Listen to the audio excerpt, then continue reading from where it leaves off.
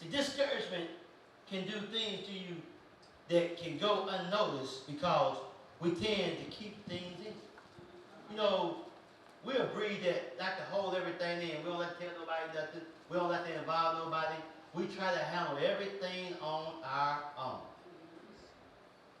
It's funny that we so backwards that we won't even tell God about our problem. He already knows. We try to withhold things from God. It ain't nothing that you can withhold from God. We won't even pray about certain things. Certain things we won't even pray about. Now, we do have an easy answer that we give a lot of times to overcome discouragement. We quick to say, let God do it. We quick to say, pray about it. But so many times, I hear people get up and say those things like that. But for some of us, including me, at times, it's not that easy to do because in my mind, I can be in a terrible place. And I'm not able to pray my way out of it. I'm not able to be like David and encourage myself. I'm not able to let it go right now in this moment and let God do it. When I know I'm supposed to. But sometimes you have a problem, you just keep trying to fix it. You keep trying to hold on to it. You keep trying to mess with it. And you really don't listen to what God tell you to do. It's a true thing, Bishop. God might tell you to do this, but you won't do that. Because it might be a little bit more comfortable for you if you did it this way. It might be, you might feel like it'd be easier if you did it the way that you got planned in your mind. Y'all didn't hear me today. Come on. You ain't got to hear me. You ain't got to hear me. In all honesty, you have to make up your mind to make the things and not allow the things to make you. Because if you let things make you, then you will always be discouraged. Because there is always going to be someone who will have more of the things that you want than you have. What I'm saying is, you can have some money or get some money, and there's going to be someone else that got more money than you. That's right. Then, you will have to get discouraged. Then you will be discouraged based on what you don't have instead of what you do have. See, let me break it down to you like this. Anybody ever try to save any money? Mm-hmm. So and sometimes we save to buy something or claim something, right? Yes. So say you didn't say you try to save and you done saved up $1,900, $1,900, right? And what you was trying to get cost $2,000, okay? Don't you know you'd be upset over the $100 that you don't have instead of rejoicing over the $1,900 that you got?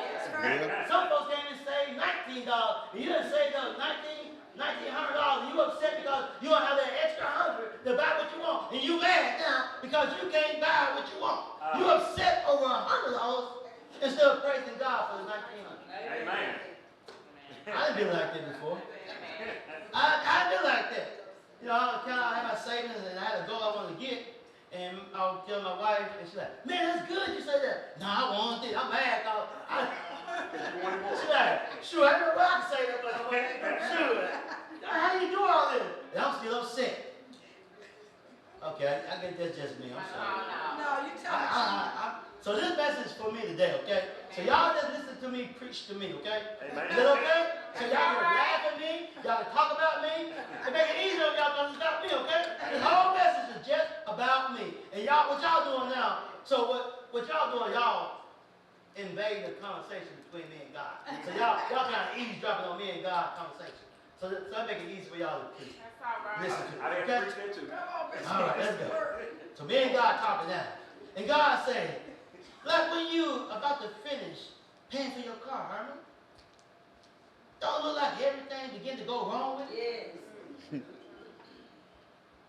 He said the Bible says in Nehemiah that when they heard that the walls of Jerusalem was about finished and they wasn't breaking in no more, the people got mad. Mm-hmm. He said the people got mad. And then he said, look at this for a minute. He said, if you look at that verse 7, it says they was wolf, right? Mm-hmm. But if you go back to verse 1, it tells you that Sanballat was wolf by himself. He was just mad by himself, and he marked the Jews. Mm-hmm. He started talking about them to Tobias. Mm-hmm. He been saying, what they gonna do? Go out there in the rubbish and get some stones? But they gonna make them strong again? They gonna go in the ash? And then Tobias said, even though a fox walk on these things, they'll fall apart. Mm. They started making fun of him, and people was making fun of God. People making fun of you. Talking about what you gonna do? You know, it's not gonna say, God, I want to talk about y'all, because it seems like y'all get offended too easy. Y'all get some stuff on y'all shoulder. I think what we're gonna do, because I'm tired of this. Just knock it off the shoulder. Knock your little feelings off the shoulder. All right, now I'm talking to everybody now. I don't want to talk to everybody. You better preach, Bishop. So we get too caught up emotionally. That's right. Can't take nothing. That's right. Amen. Oh, yeah. You tell the truth.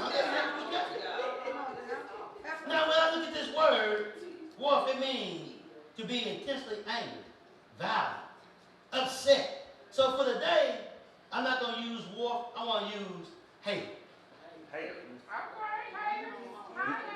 So I guess it's safe to say that haters will multiply. Yes, they will. I can imagine if you look back in your life, you can see where when you started something, there was someone angry and mad and was hating on you. But after you got to a certain point of completion, others begin to hate on you. Oh, yeah. If you notice, there is always a way of checking something. You know, there's always a way to check something, right? Mm-hmm. You know, in our car, we got gauges to check certain things, right? Yes, how much, how much gas you got. Mm-hmm. You know, your temperature, just different things. Even when you're cooking, you know, we got gauges, but a real cook, they say don't really use gauges. They can eyeball it. They can look at it. They can cut it open. Some of y'all young folks might not know what I'm talking about right now. But I remember my great-grandmother, when she used to bake a cake or a cornbread, she'd take a toothpick and stick it. They stick that toothpick in there and pull it out. I never understood until I got grown what she's doing. She's like, it ain't ready yet. Like, oh, you did, Grandma? She stuck a toothpick in there. She said, I can tell, son. I can tell. I'm trying to figure out, how can you tell? If you don't see one, had something on it. Because it's done, it's going to come out clean. Yes, it will. So, here, how you can check for haters in your life. You can check and see if they multiply. Enemies start multiplying. When everyone starts putting their mouth on you, this is how you know you almost done. When everybody starts talking about you, when people start hating on you, you know you almost done. You ain't done yet, but you almost. You must be getting close what God has for you. Because the song said, here comes trial, trouble, jealousy, envy. So when you start getting these things, don't get mad. Then say, God, I must be close to what you have for me. My God. If you want to know how much you have grown, how far you have made it, look at the size of your haters. Because if you only got a small group of enemies, small group of haters, then you might just have a small vision. Okay. You're right. Verse 8 tells us, 4 and 8, I'm going to stay in this chapter most of the whole time. Okay. They said they conspired, all of them together, to come and fight against Jerusalem to hinder them. And then it says, Judah said, the strength of the bearer and the burden decayed, and there is much rubbish, so that we are not able to build a wall. Isn't it crazy when the church come against the church? Amen. Yes, it is. It wasn't that the Babylonians was talking about. It was the tribe of Judah talking about Israel. They are the same tribe. Uh-huh. You know, the 12 tribes, they split up, you know. Uh-huh. There's family folks, we want to say. Uh-huh. Church folks. Come on.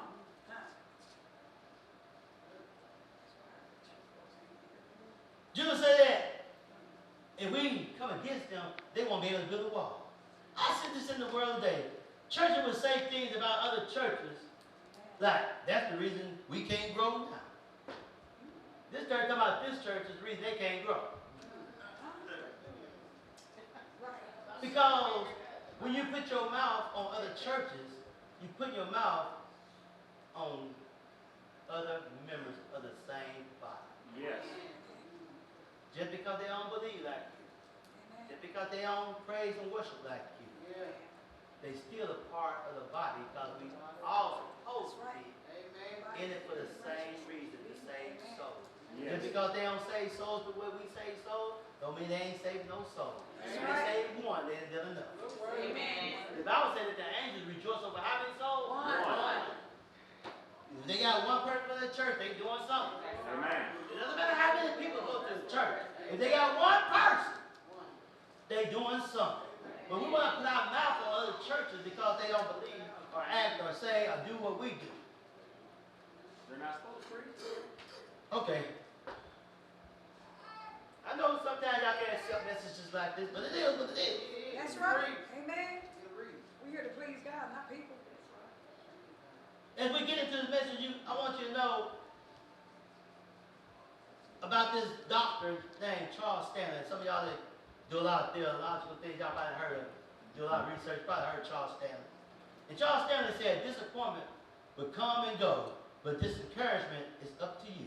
Mm-hmm. Psalm 30 and 5, you ain't got to go through it, but we all know that. You know, it says, weeping may endure for the night, but joy coming in the morning. Mm-hmm.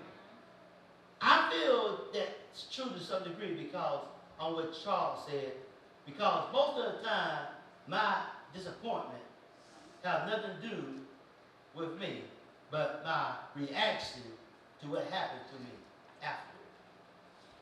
See, the Bible tells us in 1 Samuel 30 that when they wanted to stone David, remember? Mm-hmm. And because they was upset, grievous, They lost their wives. they wanted to stone David for it. But the Bible said David had to encourage himself. Yes, he did. See, disappointment is not on you, but discouragement is on you. Yes. See, because disappointment, appointment is something that's put in place to happen, Mm-hmm. a exact fit. So that's what appointment means.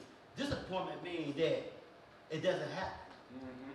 So your expectation, your hope of something happen, don't happen. Mm-hmm. So a lot of times, because of our expectations of what we think gonna happen, don't happen, we get disappointed. Amen. I can't make this brother, this sister do anything. I can expect for them to do it, and they don't do it, I get disappointed. Mm-hmm. But that's not on me.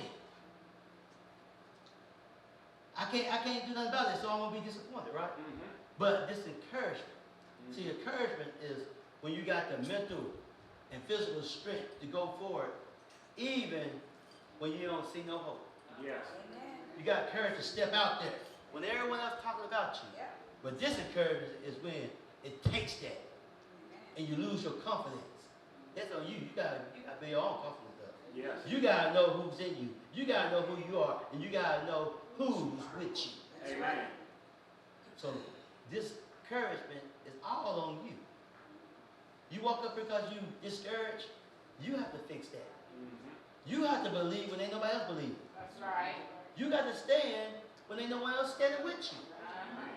Disappointment, I can roll with you there because people gonna let you down. Things gonna let you down. You know, you might get in your car and you're excited to go somewhere and you ain't got there in your car. You disappointed. Two reasons, because you can't go and you ain't gonna make it. Now you gotta fix your car and you're gonna miss what you was going to. Yes. Car, you can't do about that. It happens. Disappointment is gonna happen. Amen. Yes. Disappointment is gonna happen in your life, so you might well get ready for it. This pastor in California said, disappointment is like a disease Yeah. that only humans experience. And every one of us will catch that disease. And we'll be disappointed at some point in our life. Disappointment like a disease, you're gonna catch it. Mm-hmm. If you live, you're gonna be disappointed. Some way or somehow. Now you might not call your disappointments what I call mine. Somebody call it anger, somebody say frustration. I don't care what you call it. We're going to all experience disappointment and discouragement. Somebody have come to service today.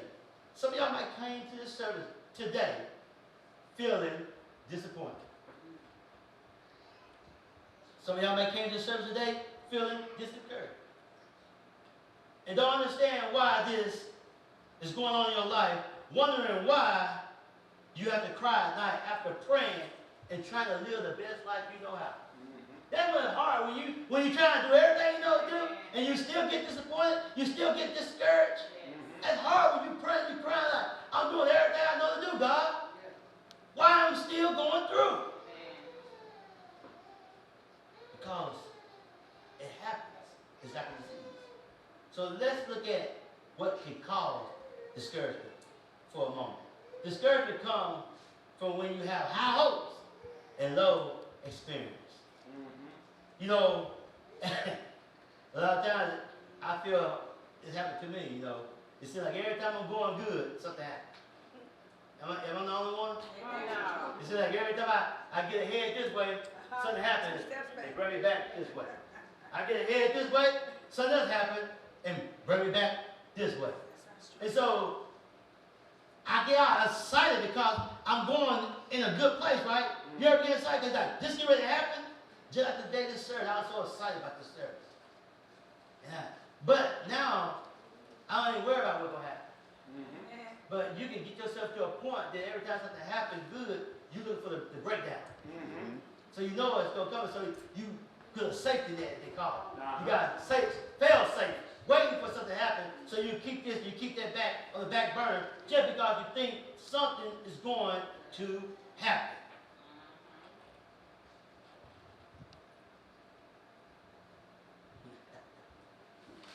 Maybe you met someone and you thought that they was one way, but after getting to know them, you found out they was another way. Ain't that disappointing? That can be discouraged. How about when you give people your trust and they break it? How about when you come out of a bad relationship and you determine that you're not going to allow no one else to break your heart? And when you let your guards down and give your heart to the next person, they playing games. How about when you give your children everything that you can give, and they still ungrateful? Preach that. I mean, you spend all your money, you spend money that you don't got, and they still ungrateful. And then them jokers have a nerve to talk to you like you their friend. They want to talk to you like you their friend, but they want you to act like you their parent when they want you to go back to them. Now, I'm going to be your friend, I'm going to be your parent. Because your friend ain't taking care of you. Your friend don't buy you nothing. So if you want to talk to me like a friend, don't expect me to do nothing for you. Amen. So I'm going to be your parent, I'm going to be your friend. Choose this day which one you want. I know that's right. Hallelujah. They have both. So they want to talk to them. Oh, man, I'm your dad. No, man. Girl. No. Don't get it twisted. Yeah, don't get it twisted. You got to choose now. You got to choose. All these things can be very discouraging. As I said earlier, discouragement is depriving of courage and confidence.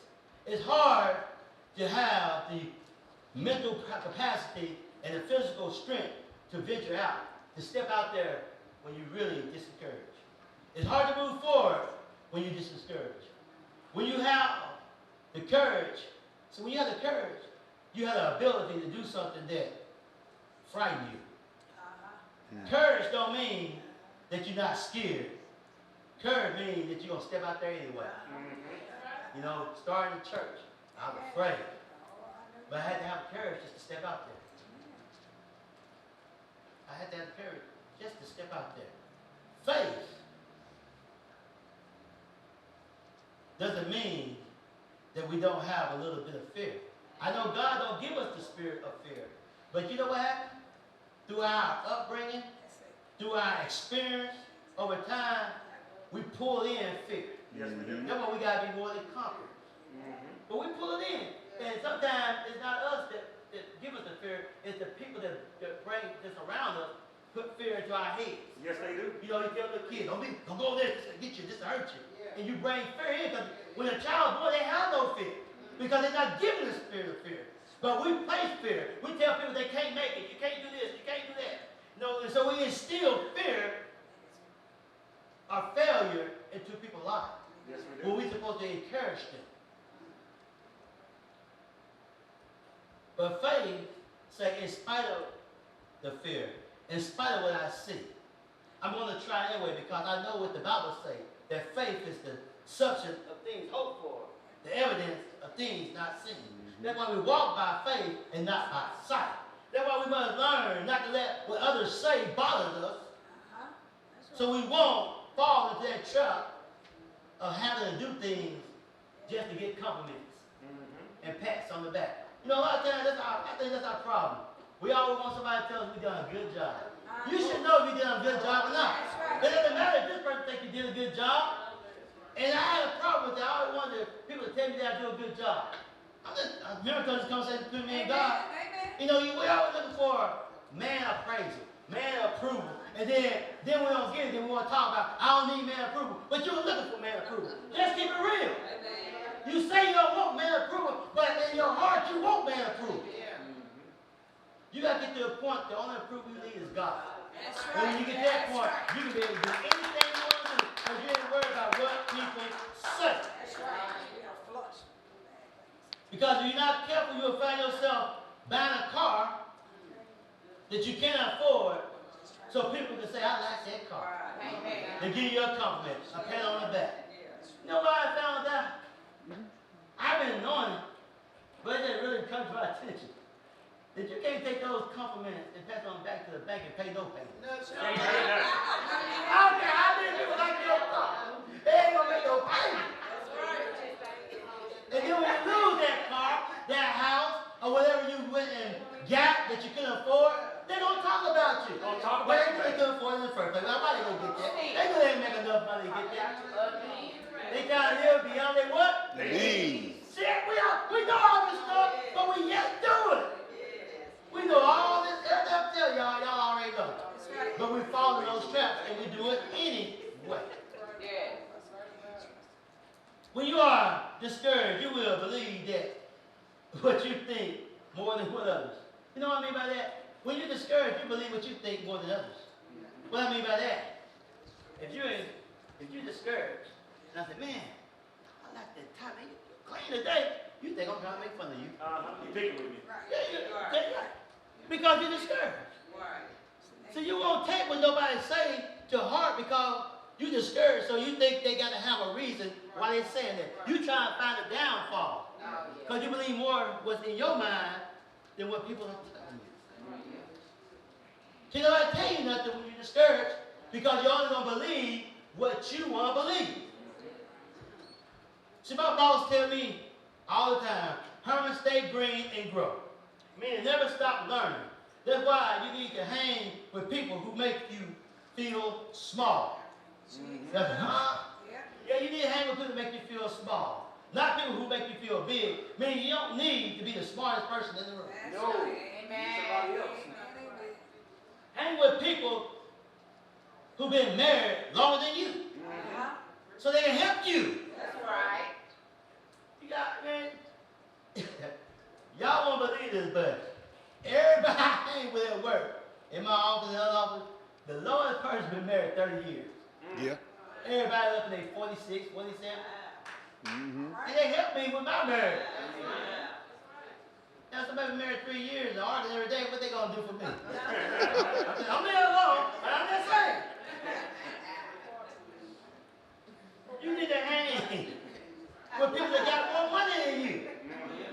So you realize how to save and get money. Most of we hang around broke people, we broke and they broke, we hang around them. And we talk to each other, I can't get nothing either. Who we gonna borrow something from? I went to a chicken cash place last week, I still owe them. They call me every day. They're tired of them. That's them right here. Y'all don't tell the truth. Because most people like to be the better. So they find people that needs them. But when everyone needs you in your circle, all the ideals, all the input comes from you. They have nothing to, you can't gain nothing from them. You can't get nothing from them because everything comes from you. You need to hang with people that can do something that you can't do so you can learn something. Amen. Okay. Amen. So as I look at this passage, we see that when the Jews started building on the wall and was just about done, everybody began to come against them. And as I said at the beginning, when you are just about done is when people will get mad and begin to hate with you. They'll come out when you just about got your life together. You know, I mean, when you start getting your life together, you might have been a drinker, you might have been an addict, or whatever you're trying to do, or you just started trying to get right with God. Then people would come out and they try to remind you of your past. Right when you try to get things, when you got things together, people want to come out and try to remind you what you used to do. Or when say, and this happened to me.